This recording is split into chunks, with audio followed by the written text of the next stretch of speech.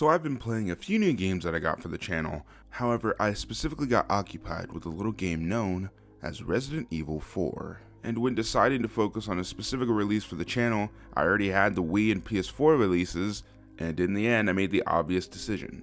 I bought the Switch release as well, because I make bad business decisions. But since I'm mainly a physical collector, I had to buy the Resident Evil triple pack for $40, instead of its MSRP of $60. Now, if you don't know, the triple pack is a physical release of Resident Evil 4, 5, and 6, all for $60, which sounds great. If these games were truly released physically for the same price as they would be on PS4 but bundled, I'd be all over it. However, it never really is that easy. Had Capcom just released these games the way they were advertised, I probably wouldn't be sitting here complaining about my bullshit first world problems. So, the triple pack is actually just a physical release of Resident Evil 4 and 2 download codes for Resident Evil 5 and 6. And this is not the first time, nor is it the last time that Capcom has done this to Switch owners. The Resident Evil Revelations collection, first game is on the cartridge, the sequel is an included download code. The Resident Evil Origins collection, Resident Evil 0 is on the cartridge, while the Resident Evil 1 remake is the download code. Now, before I get my fucking panties in a twist for the rest of the video, I need to make it clear that I understand that Nintendo Switch game cards are expensive for developers. Their sizes range from 1GB, 2GB, 4, 8, 16, 32, and now 64 gigabytes. With the bigger the size, the bigger the price tag. We don't know the exact numbers of all this as far as I know, but we can assume that that number is big enough for developers to just avoid using the bigger carts. Plus, the 64 gigabyte one was delayed multiple times until 2020, most likely due to hardware issues. And games get pretty damn hefty. So for most of the previous releases, such as the Revelations and Origins collections, I get that including 2 games on a cart would be hard. That is, except for the Origins collection being only 27 gigabytes on PlayStation 4. Now, I get that not all Switch games are going to be smaller, but most are. This is a well-known fact by this point, but let me just spew it out to you again.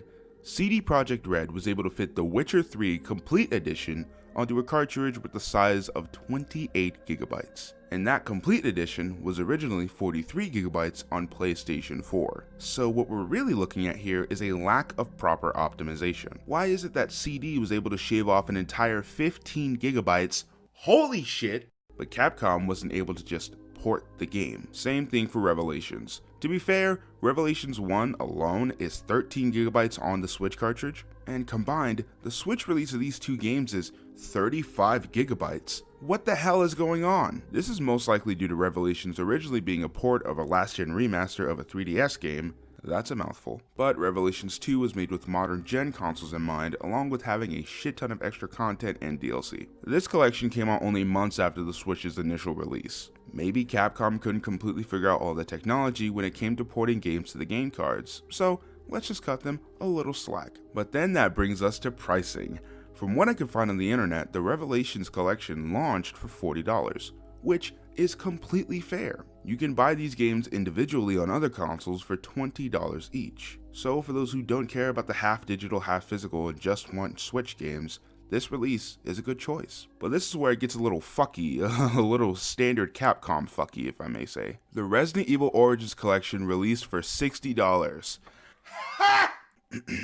I'm not even going to mention that both of these games are also $20 on every other platform, and how this release is just a lazy port of those other re-releases. I'm not even going to mention how these are both GameCube games, or the fact that they can't fit both of these on a 32 gigabyte cartridge, even though there's more than enough space. The best part is, that's not even the end of it. All of these Resident Evil games, except for Revelations 1 and 2, are all released for $30 individually on the Nintendo eShop. So now that we have all of this information, you can understand why lots of people are upset about this triple pack. 3 Resident Evil games, whose Switch releases all come out to about 48 gigabytes collectively, are being sold for $60 as a pack, when they are sold both smaller and cheaper on other consoles, both physically and digitally. It's quite obvious that Capcom is exploiting the whole Switch format, From avoiding using expensive cartridges to upping the price on their lazy ports even digitally, probably because of the Switch's nature as a handheld console and a home console. And I do mean lazy ports. Except for the Revelations games, which are starting to seem like the best of these ports. Absolutely none of these Resi games launched with gyro aim or any kind of differences. These are essentially just the current gen games dumped onto the Switch for a ridiculous price,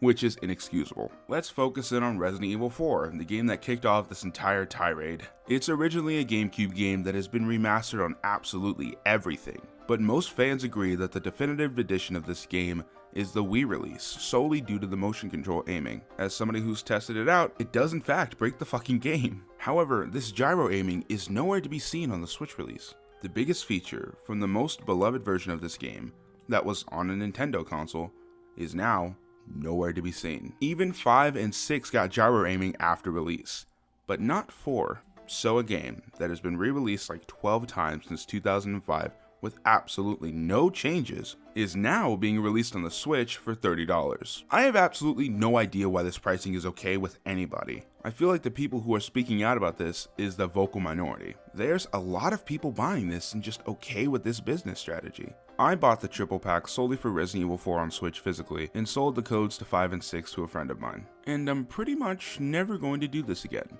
Because 1, Capcom should not be supported for just slapping low quality ports into this console, which leaves people who only have a Switch with little to no option besides buying this shit, and 2, because the other games that are actually on the cartridge are just weak sauce. Not to mention that they also did this with Devil May Cry. They released those games one by one for Switch for $20 each, which is still a little bit too high for ports of the re-release of the last gen remasters, but it's better than 30 fucking smackaroons. Maybe they realize that they can't burn a hole in our wallet for games that are basically everywhere, or maybe, just maybe, they capitalized on how popular Resident Evil 4 is. Regardless, the original DMC trilogy came out for $20 a pop, and Capcom specifically said that these games are not coming to Switch physically, which is a bummer. On PlayStation 4, the HD collection was only 12 gigabytes, and each of these Switch releases aren't all that big. They can easily be put on a 32 gigabyte game card, but they didn't release it physically, so I let it go.